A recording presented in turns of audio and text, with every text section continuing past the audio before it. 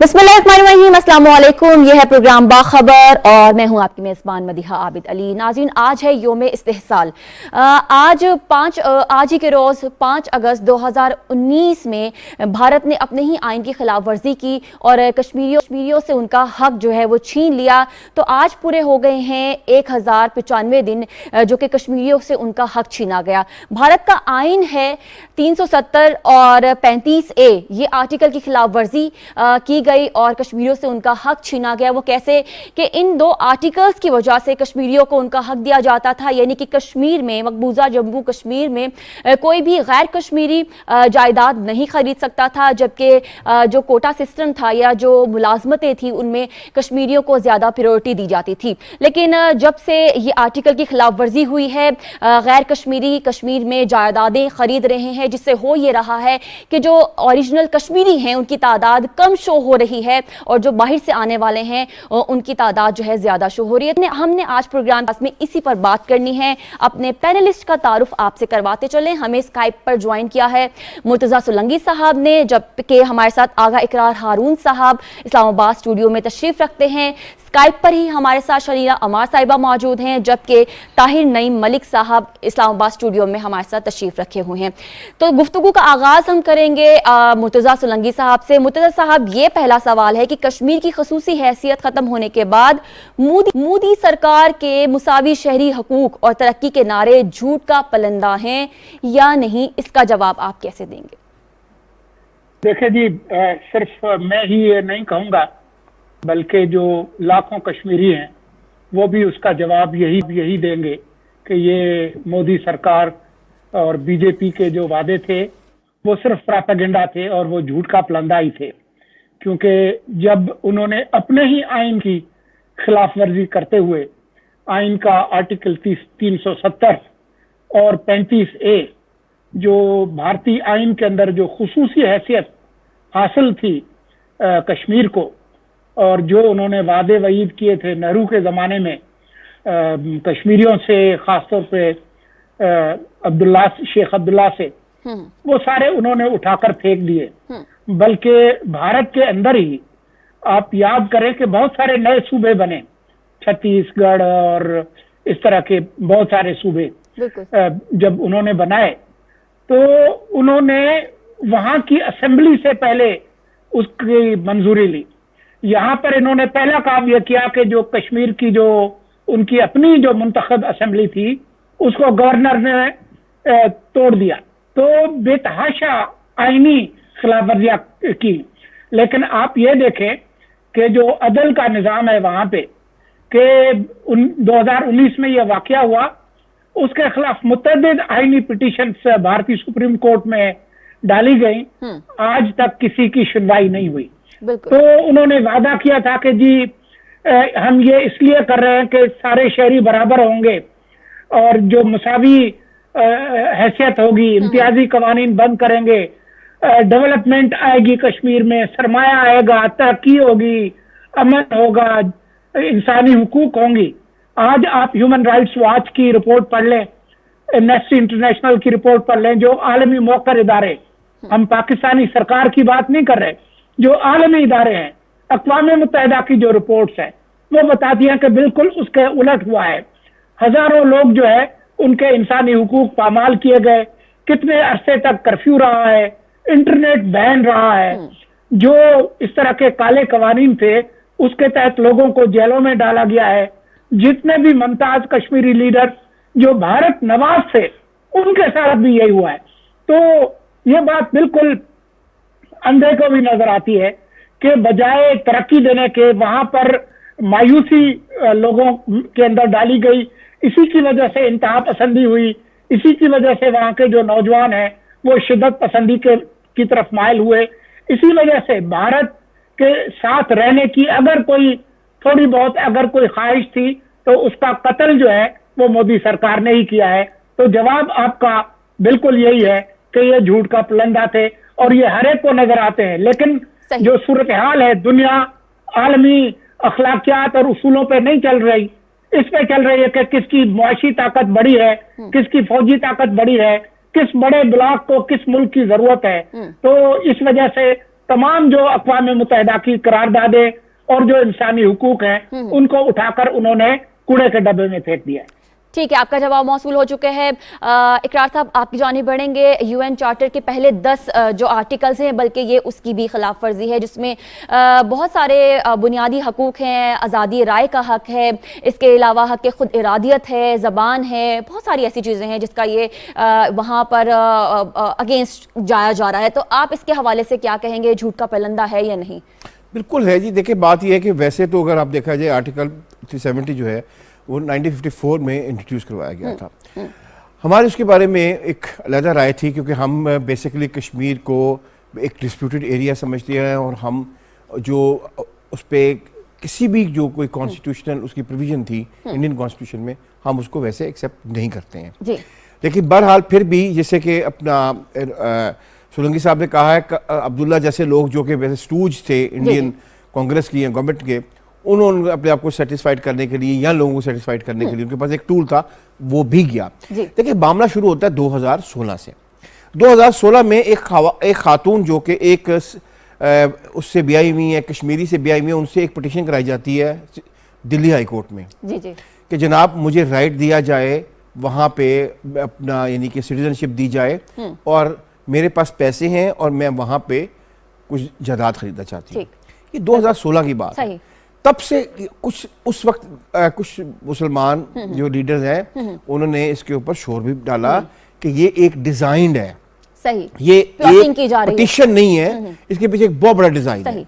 लेकिन बदकिस्मती से दुनिया चुप रही और इवन वो बिल्डअप भी ना कर सके इंडिया के अंदर।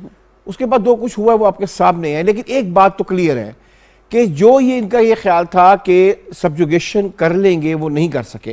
लेकिन इसमें एक दुख की बहुत बड़ी बात है, वो ये है कि बहुत सारे हमारे दोस्त ममालिक जो हैं वो भी जो है वो ऑक्यूपाइड कश्मीर में इन्वेस्टमेंट कर रहे हैं, हैवी ह्यूज इन्वेस्टमेंट कर रहे हैं उसके लिए, बिजनेस के लिए, लैंड्स के लिए, मल्टीनेशनल होटल्स के लिए, 5 स्टार 7 स्टार होटल्स के लिए।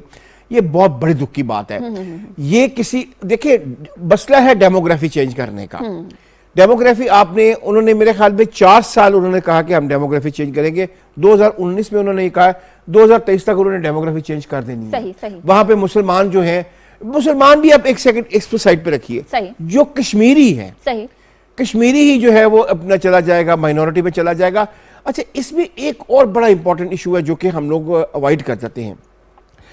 इंडिया ने बड़े टैक्टफुली पूरी दुनिया को यह कहा है कि जो कश्मीर है वो इंडिया और पाकिस्तान के दरमियान एक लैंड डिस्प्यूट है। सही। जबकि अगर आप उसको देखें, बड़े गौर से पढ़ें, तो ये लैंड डिस्प्यूट नहीं है, ये इंडिजिनस लोगों का राइट ऑफ सेल्फ डिटर्मिनेशन का इशू है।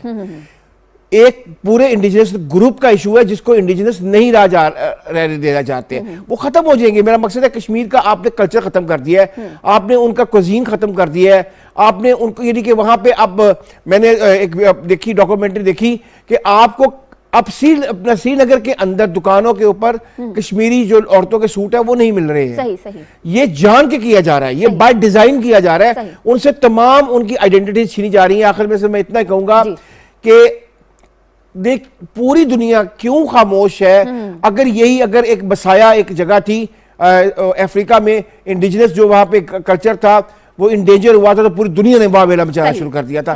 कश्मीर पे चुप क्यों है? ठीक है, ठीक है। शरीना साहिबा, हमें कोई मसला है तो आज़ादी राय का हक हमें है। जो हुर्रियत रहनुमा है यासीन मलिक साहब, उनकी अहलिया मिसाल मलिक साहिबा ने ये आज ट्वीट की कि उनका अकाउंट कश्मीर, जम्मू कश्मीर में और भारत में बंद कर दिया गया है, यानी कि उनकी कोई ट्वीट नहीं देख सकता, कोई वो आवाज़ उठाए वो नहीं देख सकता। तो आप इस सवाल का जवाब कैसे देंगी? देखिए, जो कश्मीर में हुआ है उसने इंडिया के जो बिगेस्ट डेमोक्रेसी का दावा था ना, उसको भी पाश किया, और उसके अलावा जो मोदी की फाशिस्ट हुकूमत थी उसका भी एक्सपोज कर दिया है। देखिए, आप अगर वो कश्मीर की बात करते हैं, उनके तो अपने इंडिया के अंदर जो मुसलमान हैं उनके साथ क्या हो रहा है, वो जो हिंदू इंतहा पसंद है, जिस तरह वो अकलियतों के साथ कर रहे हैं वो सारी दुनिया उसको देख रही है, दुनिया उसके ऊपर भी चुप है, दुनिया कश्मीर के ऊपर भी चुप है, जो कि अफसोस की बात है बहुत। कश्मीर का जो ये 370 जो आर्टिकल का जो आइन का हिस्सा इनका 370 आर्टिकल था, ये तो महाराजा के दौर से चला रहा है कि इन्होंने कश्मीर को एक खुसूसी दर्जा दे दिया था, जिसके मुताबिक इंडिया के कानून जो थे वो कश्मीर पर लागू नहीं होंगे। फिर जो 35A आर्टिकल था उसके ये डिटरमिन होगा था कि कश्मीरी शहरी कौन होंगे और वहां पे कौन प्रॉपर्टी खरीद सकते हैं। मोदी सरकार ने चूंकि 2018 में इलेक्शन जीतना था, तो उन्होंने अपने इंतहा पसंद हिंदुओं को खुश करने के लिए नारा लगाया कि जब हम जीत के इक्तदार में आएंगे तो हम कश्मीर की ये हुसूसी हैसियत जो खत्म कर देंगे। जिस वक्त साबिक वजीर आज़म इमरान खान ट्रंप से मिलने के लिए गए, प्रेसिडेंट ट्रंप से मिले और उन्होंने सालसी की पेशकश की, तो उसके ऊपर इंडिया के अंदर बहुत वावेला मचना शुरू हो गया। तो जो मोदी सरकार थी उन्होंने उसके प्रेशर में आकर लोगों को उस तनकीद को खत्म करने के लिए फौरन ये काम जो था कर दिया, अपनी पार्लियामेंट के अंदर से ही आइन उसको रिवोक करवा दिया। और उससे पहले उन्होंने ग्राउंड बनानी ये शुरू की। देखें, आपने एक तो जो सलामती कौंसिल की करारदाद थी आपने उसकी खिलाफवर्जी की है, क्योंकि वहां पे है कि जो कश्मीरी है वो अपने हक के खुद इरादत का फैसला खुद करेंगे रेफरेंडम के जरिए। आपने उसके अलावा जो शिमला एग्रीमेंट था आपने उसकी भी खिलाफवर्जी की, एक तरफा आपने ये फैसला कर दिया, पहले गवर्नर राज लगा दिया, आपने वहां की कानून साज असेंबली को तोड़ दिया। जो मुर्तजा सोलंकी साहब कह रहे थे बिल्कुल ठीक बात है कि महबूबा मुफ्ती के साथ मिलकर आपने वहां पे हुकूमत बनाई थी, जो इंडियन नवाज वहां पे लोग थे उन्होंने भी अब आपके खिलाफ वहां पे बात बोलना शुरू कर दिया। फिर आपने वहां पे कर्फ्यू लगा दिया। आपने बात तो ये कर रहे थे कि जी हम जो है इक्वल राइट्स उनको देने लगे। ये कैसे इक्वल राइट्स है कि आपने उनको महसूर करके रख दिया, ना वहां पे लोग किसी से घरों से निकल सकते हैं, ना लोग अपनी मसाजिद में जा सकते हैं।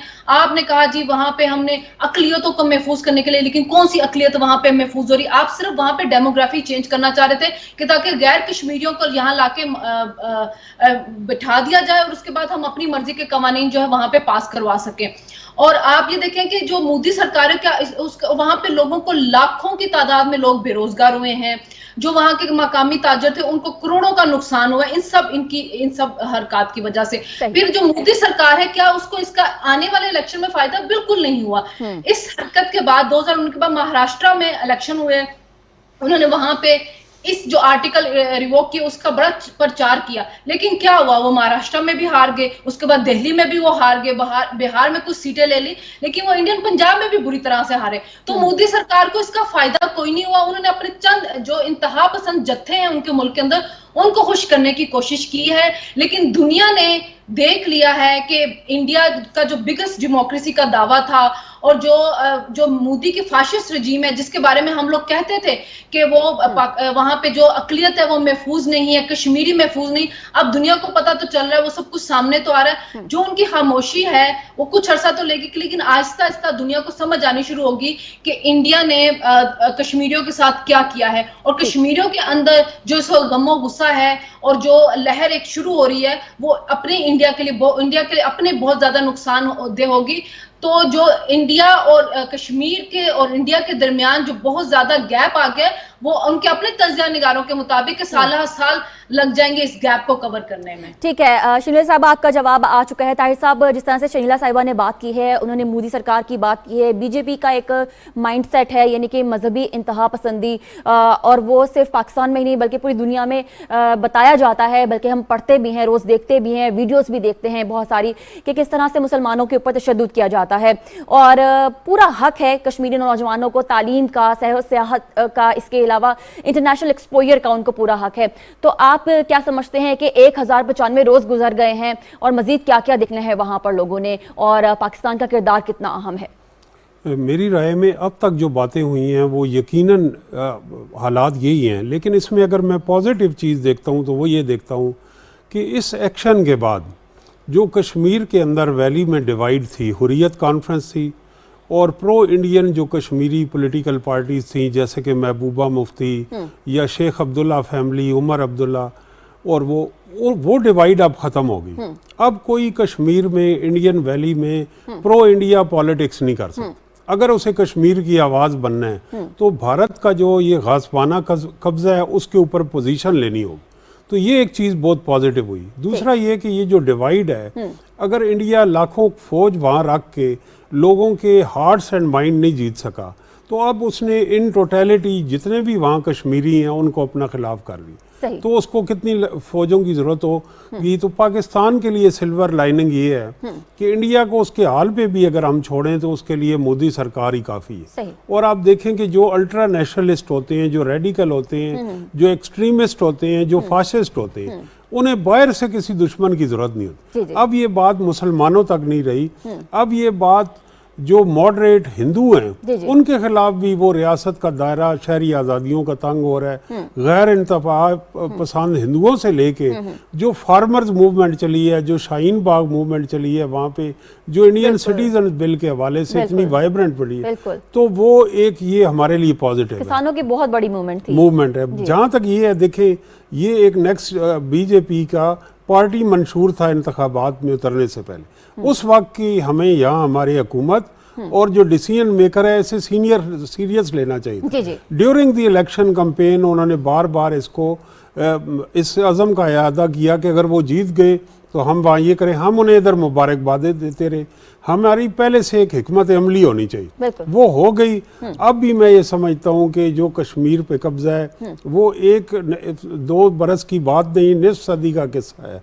तो 1930 से लेके महाराजा से लेके आज इस लम्हे तक 1095 दिनों तक कश्मीरियों की 5वीं नस्ल है जो 30s में, 60s में, 80s में और 90s में और फिर 9/11 के बाद और अब जो बरहान वानी की नस्ल है, जी, जी, बिल्कुल। उन्होंने हार नहीं मानी। बिल्कुल। वो साबित कर रहे हैं कि मकबूजा हम नहीं है, मकबूजा वो लोग हैं कि जो हमारे इर्द गिर्द हैं, जो आलमी बरादरी है जिसके लबों पे ये ह्यूमन राइट्स का और ऑक्यूपेशन का सिक्का नहीं, जो आज़ाद लोग होते हैं उन्हें मुकय्यद नहीं किया जा सकता। बिल्कुल। तो ये एक बहुत बड़ा पॉजिटिव है। जहाँ तक पाकिस्तान है का किरदार, आपका सवाल का आखिरी सवाल है, जी, जी। नैरेटिव बिल्डिंग में हम नाकाम हैं। मजबूत मईशत हमारी कश्मीर के लिए भी ज़रूरी है, ना सिर्फ पाकिस्तान की रियासत के लिए, कश्मीर रियासत की सिमत दुरुस्त होना। हम इंडिया जो दुनिया में खबरें दे रहा है वैसी खबरें हमें नहीं देनी चाहिए। हमारे यहाँ अकलियतों के साथ बेहतरी सलूक होना चाहिए, यहाँ मज़ीद जमहूरियत होनी चाहिए, यहाँ आइन और कानून की सरबुलंदी होनी चाहिए, यहाँ ह्यूमन राइट्स की वायलेशन नहीं होनी चाहिए। सही। ये सिमत जब हम ठीक करेंगे, पाकिस्तान की जिस तरह बहादुर अफवाज ने इंतहा पसंदी को, दहशत गर्दी को शिकस्त दी है, फैटफ की पाबंदियों से निकल रहे हैं, तो एक मॉडरेट रियासत जो दुनिया में अमन के हवाले से पहचानी जाए, ये कश्मीर काज के लिए भी ज़रूरी है। वक्त आ गया है कि हम ये समझे कि दहशत गर्दी के अलावा जो कॉन्स्टिट्यूशनल और दूसरी जो एक चेहरा है कश्मीर का, ह्यूमन राइट्स का, उसको उजागर करना हमारी जिम्मेदारी है और इंशाल्लाह पाकिस्तान वो करेगा। सही है। बहुत शुक्रिया सबका, आप सबने जवाब दे दिए और सबके जो जवाब हैं वो हाँ में आए हैं। नाज़रीन, प्रोग्राम बाखबर में एक छोटी सी ब्रेक का वक्त, उसके बाद दोबारा से आपको ज्वाइन करेंगे। हमारे साथ रहिए।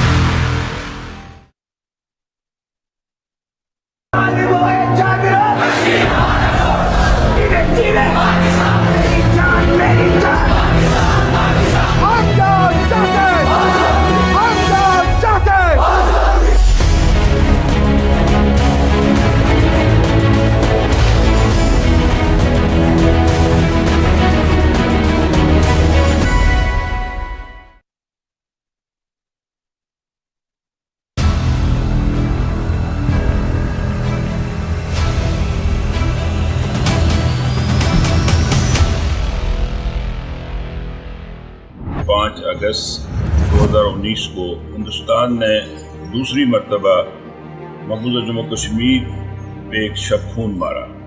जहाँ कहीं कश्मीरी बस रहे हैं वो आज का दिन योम सियाह के तौर पे मना रहे हैं। और योम सियाह मनाने की वजह ये है, एक तरफ हिंदुस्तान ने उन करारदादों की जो वो खुद लेके अक़वाम मुत्तहिदा में केस गया उनकी खिलाफ वर्जी की, और दूसरी तरफ 5 अगस्त 2019 को मकबूजा जम्मू कश्मीर की वो शनाख्त जो हज़ारों साल से एक मुहित शनाख्त है उसको मस्क करने की कोशिश की है। और मैं आज इस मौके पे पाकिस्तान का भी शुक्रिया अदा करना चाहता हूँ जिन्होंने कश्मीरियों के साथ इस बात का इरादा किया कि वो कश्मीरियों को तन्हा नहीं छोड़ सकते हैं। और वो कश्मीरियों के साथ है। यही वजह है कि आज के दिन पूरे पाकिस्तान में, आज़ाद कश्मीर में, कश्मीरियों के साथ यकजहती का दिन मनाया जा रहा है और योम इस्तिसाल मनाया जा रहा है, योम सिया मनाया जा रहा है।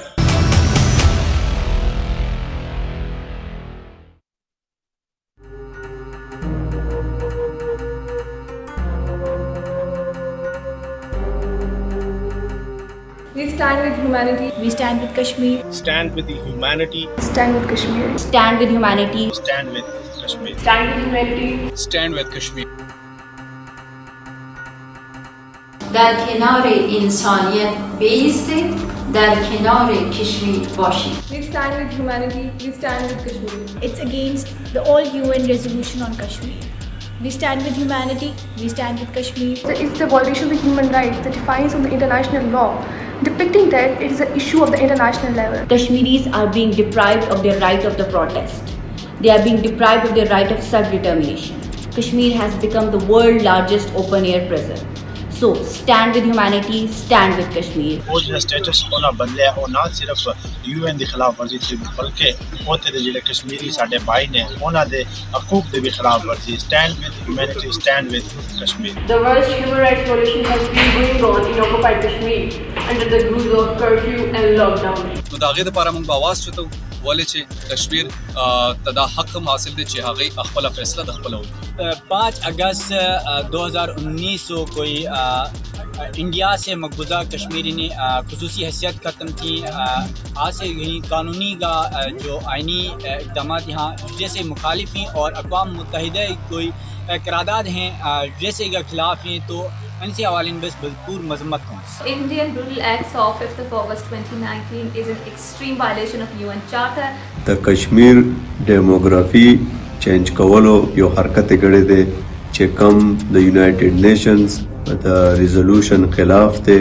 World must act fast or the Modi regime, it would carry on doing whatever it has done in past.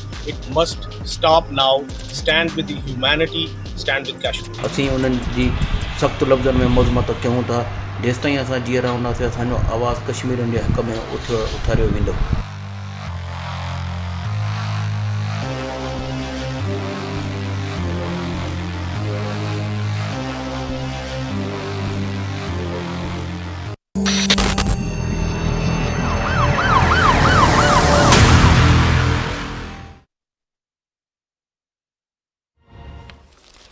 जी नाज़रीन, ब्रेक के बाद आपको दोबारा से खुशामदीद कहते हैं। अपडेट यह है कि इलेक्शन कमीशन ने पीटीआई के ममनुआ फंड जब्त करने का बाज़ाब्ता शोकॉज नोटिस जारी कर दिया है और पाकिस्तान तहरीक इंसाफ के चेयरमैन इमरान खान को तलब कर लिया है। तो अगला सवाल हमारा इसी तरह होगा कि पार्टी अकाउंट्स में बेज़ाब्तगियों और छुपाने के जुर्म में पीटीआई रहनुमाओं के खिलाफ कार्रवाई होनी चाहिए या नहीं। सबसे पहले मुर्तज़ा साहब आपकी जानिब बढ़ेंगे, आपका जवाब क्या होगा? अगर आप सवाल दोहरा दें। मुर्तज़ा साहब आपकी ऑडियो अनम्यूट करिएगा। जी सवाल अगर आप दोहरा दें। जी सवाल ये है, पार्टी अकाउंट्स में बेज़ाब्तगियों और छुपाने के जुर्म में पाकिस्तान तहरीक इंसाफ रहनुमाओं के खिलाफ कार्रवाई होनी चाहिए या नहीं? देखिए जी, कोई मुल्क जो है वो कवानीन पे ही चलता है, आइन और कवानीन पे चलता है। तो ये कैसे हो सकता है कि किसी एक जमात या किसी एक सियासी रहनुमा के साथ इम्तियाजी सलूक किया जाए? तो जो आइन और कानून में लिखा है, किसी ने भी कानून की खिलाफवर्जी की है, जैसा कि इलेक्शन कमीशन की रिपोर्ट में बहुत खुल के सामने आया है कि गैर मुल्की फंडिंग भी ली गई है, गैर मुल्की कंपनियों से भी ली गई है, अकाउंट छुपाए भी गए हैं, पैसे खुर्द बुर्द भी किए गए हैं, उस पर मुसलसल ताखीरी हरबे भी इस्तेमाल किए गए हैं। तभी तो 8 साल लगे हैं, तभी तो उन्होंने 9 वकील जो है वो तब्दील किए, तभी तो 50 से ज्यादा दफा उन्होंने उसके इल्तवा की दरखास्त की, तभी तो ये हमले हो रहे हैं इलेक्शन कमीशन पे। ये सब कुछ इसीलिए हो रहा है क्योंकि उनको पता है कि हमने कानून तोड़े हैं। तो अगर इस मुल्क में चलना है तो कानून सबके लिए बराबर है।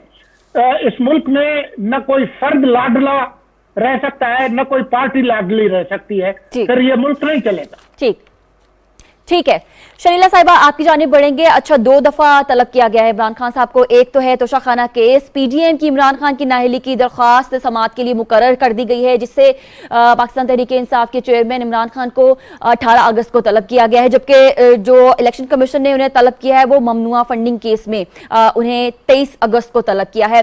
तो आप क्या कहेंगी और इस सवाल का जवाब आप कैसे देंगी? देखिए मदीहा, मेरा जवाब भी हाँ में है। एक तो ये कि जो पीटीआई थी, इन्होंने एक बयानिया बनाया हुआ था कि हम और हमारे मेंबरान जो हैं पाकिस्तान में फरिश्ते हैं, सबसे ईमानदार हैं, दयानतदार हैं, और बाकी सियासी पार्टियां जो चोर और करप्ट हैं। तो जो इलेक्शन कमीशन की रिपोर्ट आई है ये और जो फैसला आया है, ये इनके ऊपर फर्दे जुर्म है, जिससे साबित कर दे कि पाकिस्तान में सबसे ज्यादा चोरी करप्शन तो इन्होंने ही की हुई है। आप ये देखें कि इमरान खान साहब हमेशा ये बात कहते थे कि अगर आपके पास कुछ आपने चोरी नहीं की, करप्शन नहीं की, तो आप छुपाते क्यों हैं? तो रिपोर्ट में ये जाहिर हुआ है कि इन्होंने 13 अकाउंट्स छुपाए हुए थे।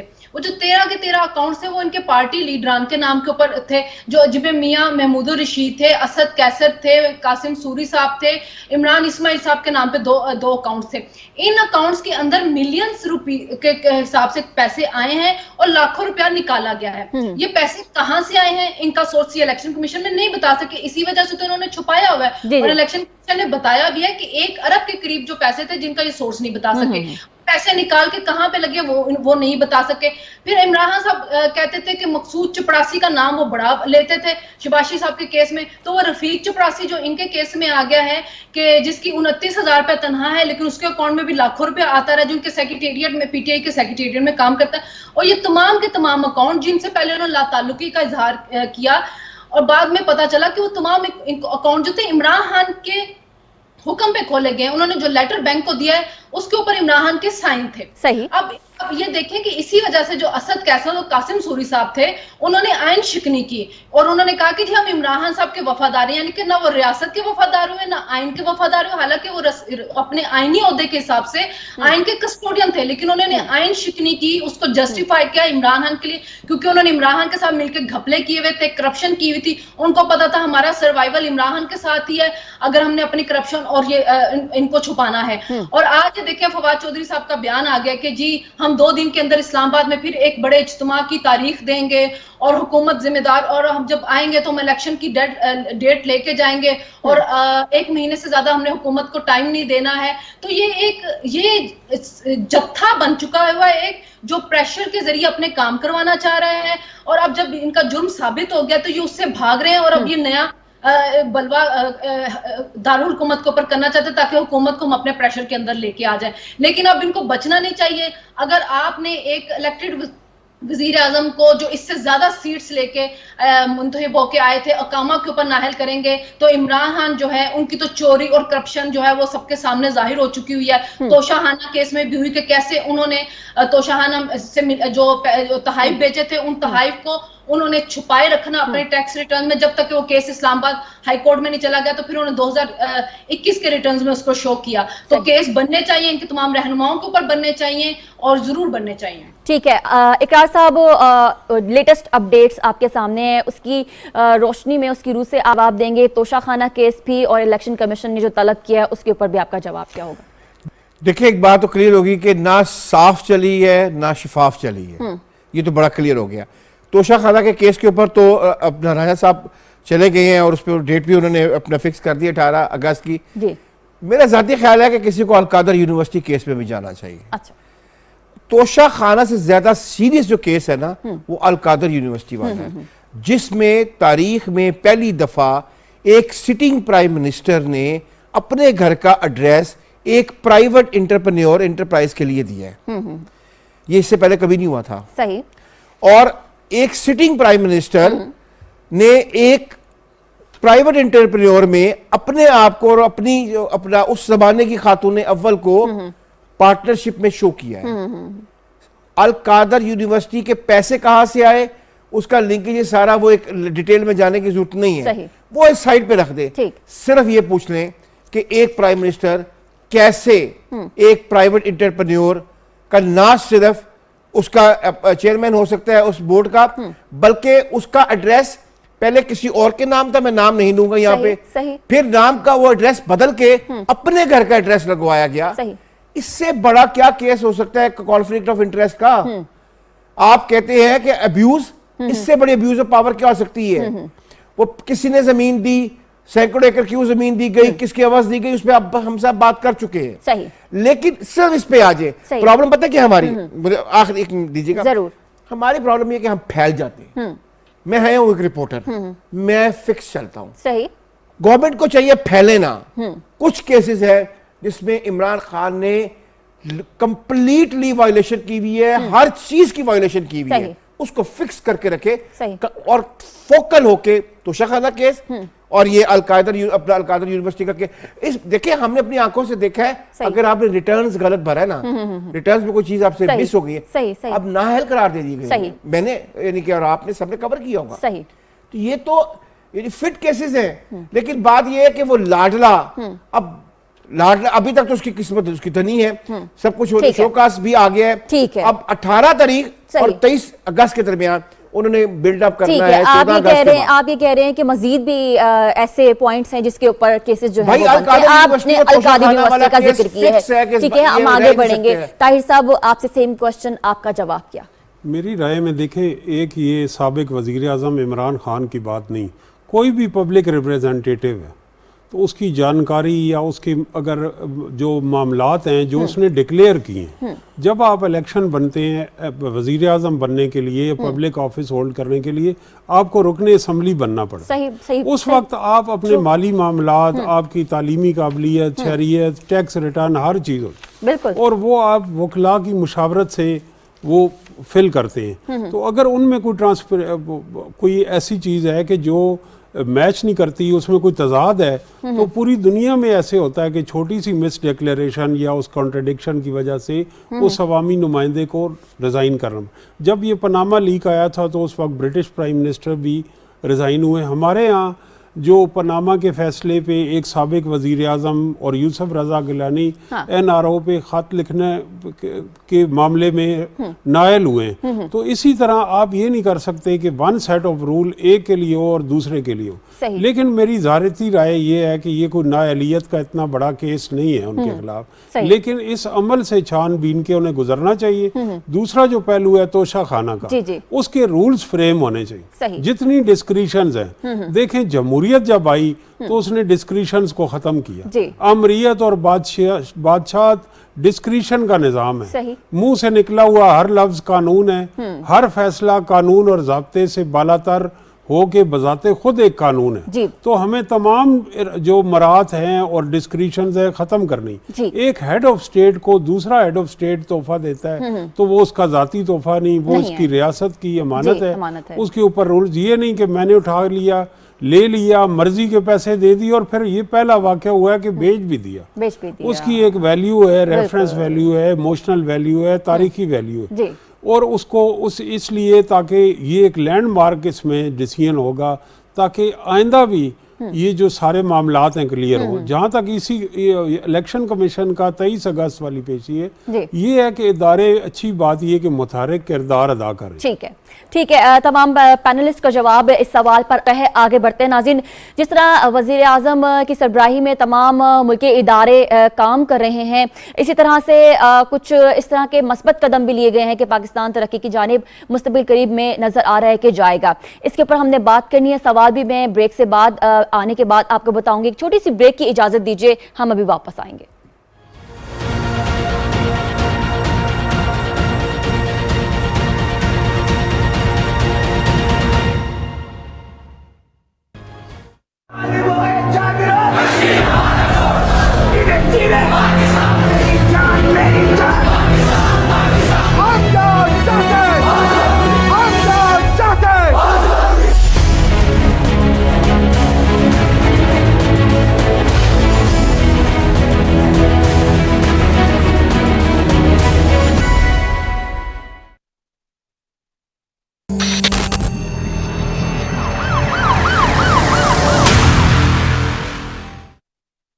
Hi there.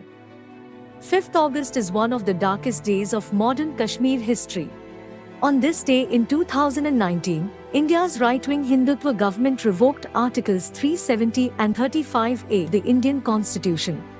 and deceitfully nullified the special status of Indian illegally occupied Jammu and Kashmir. The move is a clear violation of United Nations resolutions and international law. The basic objective behind the abrogation of Article 370 and 35A is to convert the Muslim majority into a minority by settling Indian Hindus in large numbers. This indeed can affect the results in India's favor if New Delhi is compelled to hold a referendum in Jammu and Kashmir at any time.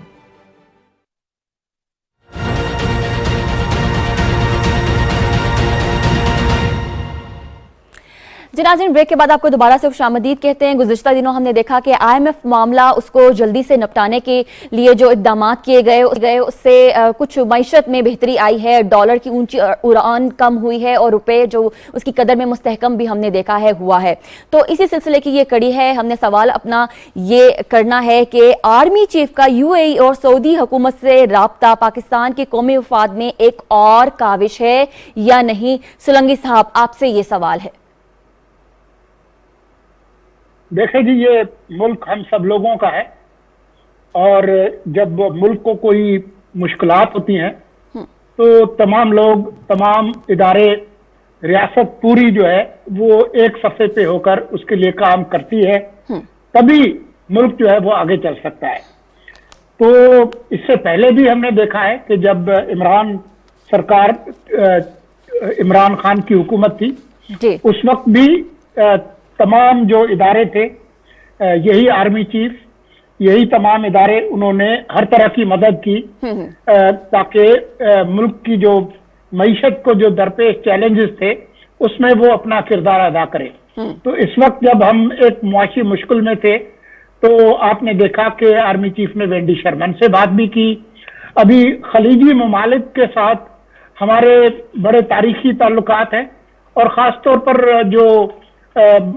जो उनकी फौजी ज़रूरियात रही हैं जी, उसमें भी हमने तारीखी तौर पर उनकी मदद की है। तो एक हमारा आर्मी के या मिलिट्री के इदारे का भी एक असर है खलीजी ममालिक में। तो इसमें कोई हैरानी की बात नहीं होनी चाहिए। हमारी मईशत के जो बुनियादी मसाइल हैं वो इन चीज़ों से शायद हल नहीं होंगे, लेकिन इस वक्त तो मसला जो है वो दिवालियापन का था और मईशत को इस्तेहकाम देने का था। तो आपने देखा कि वो इस्तेहकाम शुरू हुआ है। आपने देखा है कि डॉलर जो है वो 250 से 220 तक गया है। तो ये सब लोगों का एक किरदार बनता है। ठीक है, किरदार बनता है और किरदार अदा किया जा रहा है। इकरार साहब, आपका जवाब हाँ में होगा या ना में? जी बिल्कुल, देखें बड़ी अच्छी बात की सुलंगी साहब ने कि ये मुल्क हम सब का है और हम सब ने इस मुल्क के लिए जो भी कंट्रीब्यूशन देनी है वो हम देते हैं। और ऑफ कोर्स कि हमारी जो पाकिस्तान आर्मी के जो रिलेशनशिप हैं गल्फ कंट्री में, हम वो बहुत एक्सीलेंट रहे हैं, हिस्टोरिकली बहुत एक्सीलेंट रहे हैं। और आपको याद होगा कि जब भी कभी हमारी ट्रेनिंग के लिए मेरे ख्याल में सबसे ज़्यादा हम ही उनके अपने मौजूद होते हैं। इसमें एक चीज़ मेरी ख्वाहिश है कि वो ये है कि हमें बार बार जो है वो लोगों को तकलीफ ना देनी पड़े। उसके लिए हमें बहरहाल अपने डायनामिक्स क्लियर करने पड़ेंगे, हमें कुछ स्ट्रक्चरल रिफॉर्म्स करने पड़ेंगे। लेकिन इस वक्त जबकि हम डिफॉल्ट के करीब खुदा ना खास्ता थे या भी डर है इससे निकलने के लिए, तो घर के हर आदमी के खुदा ना खास्ता घर में अगर कोई मसला हो तो सब लोग अपने दोस्तों के पास जाते हैं कि यार तू कुछ पकड़ा दे। यही हालत घर बोल के घर ही होता है और मुल्क को अपना घर ही समझना चाहिए। और आई एम वेरी हैप्पी कि उन्होंने अपना आप कह सकते हैं कि एक प्रोएक्टिव अपना किरदार अदा कर रहे हैं और इंशाल्लाह मुझे यकीन है कि इसका फायदा होगा। Thank you. शहीला साहिबा, ओवर टू यू। देखिए, पाकिस्तान में जो मजबूत इकोनॉमी होती है ना, वो जामिन होती है मजबूत दिफा की, और पाकिस्तान है तो हम सब हैं। तो पाकिस्तान में जब सब इदारे, इस वक्त हमारी इकोनॉमी की हालत बहुत ज्यादा खराब है, तो सब इदारों को मिलकर काम करने की जरूरत है और सब अपना अपना हिस्सा जो इसमें डाल रहे हैं। आर्मी चीफ अगर कॉल कर रहे हैं खलीजी ममालिक को पाकिस्तान की मदद के लिए, तो ये बहुत अच्छी बात है। देखिए, मार्केट हमेशा मुस्बत इशारों पर चलती है। आर्मी चीफ साहब की इस कॉल की वजह से मार्केट को ये भी इशारा जाएगा कि इस वक्त हुकूमत और इदारे एक पेज के ऊपर है, तो उसकी वजह से मजीद आगे इस्तेहकाम आएगा, क्योंकि पिछले दिनों हमने देखा था कि सियासी बेयकीनी की वजह से डॉलर की कितनी ऊंची उड़ान हो गई थी, स्टॉक मार्केट हमारी बैठनी शुरू हो गई थी। तो अब कुछ दिनों से मैशत बेहतर होना शुरू हो गई है। हमारे कुछ इकदाम भी ऐसे किए गए हैं इकोनॉमी के मिफ्ता इस्माइल साहब ने, उसकी वजह से बेहतरी आई है। और जो आर्मी चीफ साहब जो फोन कॉल करें, इसकी वजह से लोगों को ये भी एक मैसेज आ रहा है कि तमाम लोग मिलकर काम कर, हम सबको मिलकर काम करना पड़ेगा, क्योंकि ये मुल्क अगर है तो हम सब हैं। और इसके ऊपर जो तनकीद की जाए जवाब है, मेरे ख्याल के किसी को भी इस कोई तनकीद करनी चाहिए, जो भी तनकीद कर रहा है वो मुल्क के साथ दुश्मनी कर रहा है, दुश्मनी कर रहा है। ठीक है ताहिर साहब, रुपए की कदर में इस्तेहकाम, मुल्क की मईशत में मस्बत रुझान, हाँ में जवाब या ना में? बिल्कुल हाँ, कोई ऐसा मुल्क दुश्मन ही होगा जो इस पे खुश नहीं होगा। बल्कि मैं कल परसों से ये देख रहा हूँ कि हर मौके में ऐसे, जब पाकिस्तान बना तो उस वक्त भी कायदे आज़म ने मुनाफाखोरों को, ज़ख़ीरा अंदोज़ों को खबरदार किया था। बिल्कुल, वो लोग तो इंडिया के नहीं थे, वो इसी माशरे के थे। तो जिन लोगों ने एक डॉलर को छुपाया, घरों में मुनाफे की खातिर चीज़ों की किल्लत पैदा की, कल से मैं देख रहा हूँ कि उनमें एक बेचैनी है। और जो मार्केट में शॉर्टेज थी वो इस डर से रुपए इसकी कदर नीचे आई है, जी, जी। तो वो लेके उसको बेच रहे हैं कि हर नए दिन हमें उसमें नया नुकसान ना हो। तो इसकी वजह से मार्केट में एक इस्तेहकाम आया है और डॉलर जितना मर्जी है अवेलेबल है। तो ये बहुत अच्छी एक तो पॉलिसी है, तो इसको जारी रहना चाहिए और इसके जो समरात हैं आम आदमी तक आने चाहिए। मसलन गाड़ियों की कंपनियों ने ये कि यहाँ कंपेन भी चलाई और दुरुस्त बात है कि बाहर से चीज़ें इंपोर्ट करते हैं, तो अब उनको ये भी करना चाहिए नई प्राइसेस, डॉलर कहीं स्टेबल होगा तो कम हो, आम आदमी तक समरात। और फिर दवाइयों की कंपनी है, डिफरेंट सेक्टर्स हैं, गवर्नमेंट को चाहिए कि हंगामी बुनियादों पे वो जो मिनिस्ट्री है वो फॉलो करें कि अब डॉलर रेट ये है, अब आपका जो इंपोर्ट बिल है कम हुआ है, इसमें खातिर खा कमी आई है, तो एंड यूजर जो कंज्यूमर है उसको इसका फायदा पहुंचना चाहिए। ठीक है, हमने तीनों सवालों के जवाबात भी लिए हैं और इसके ऊपर खासी अच्छी डिबेट भी की है। आज के प्रोग्राम में शामिल होने के लिए मुर्तजा सोलंकी साहब, आगा इकरार हारून साहब, ताहिर नईम मलिक साहब और शरीला अमार साहिबा, आप सब बहुत शुक्रिया। नाज़रीन, मुझे मदीहा को इजाजत दीजिए, अपना ख्याल रखिए, अल्लाह हाफ़िज़, पाकिस्तान पाइंदाबाद।